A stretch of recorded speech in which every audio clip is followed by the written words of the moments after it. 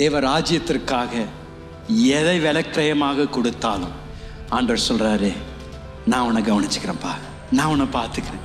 ஆண்டவர் தான் சொல்றாரு, என் நாமத்தில் ஒருத்தருக்கு ஒரு கலசம் தண்ணி கொடுத்தா கூட நான் அதுக்கு தேவையான பிரதிபலனை தருவேன்னு சொன்னாருன்னா, ஐயா அம்மா, தேவனுக்காக நீங்கள் என்னென்னலாம் விட்டு கொடுத்துருக்குறீங்களோ, நீங்கள் ஒருவேளை அமர்ந்திருக்கலாம், நீங்கள் தேவனுக்காக பல விதத்தில் புறக்கணிக்கப்பட்டு அவமானப்பட்டு பல காரியங்களை நீங்கள் விட்டு கொடுத்துருக்கலாம். உங்களை பார்த்து தேவனுடைய வார்த்தை வருகின்றது, தேவன் உங்களை ஏற்ற காலத்தில் உங்களை உயரங்களில் எடுத்து வைத்து உங்களுடைய வாழ்க்கையை சாட்சியாக மாற்றி எந்த இடத்தில் புறக்கணிக்கப்பட்டீர்களோ அதே இடத்தில் ஆண்டவர் உங்களை கொண்டு போய் நிறுத்தி மற்றவர்கள் உங்களை பார்த்து ஆச்சரியப்படத்தக்க அளவு தேவன் உங்கள் வாழ்க்கையை ஆசீர்வதிக்க தேவன் வல்லவராய் இருக்கின்றார். இன்று காலையில் நான் சவாலாக சொல்லுகின்றேன், தேவனுக்காக உங்கள் நேரத்தையோ உங்கள் வேலையோ உங்களுடைய பணத்தையோ உங்களுக்கு உண்டானது என்னத்தை தேவனுக்காக கொடுத்தாலும் தேவன் உங்கள் வாழ்க்கையில் நிச்சயம் அதை 100 மடங்கு திரும்ப பெருக செய்வார் என்பது தேவனுடைய வாக்கு தத்தங்க. அதை பிடித்து கொண்டு தேவனை உறுதியாக பின்பற்ற ஆரம்பிங்க.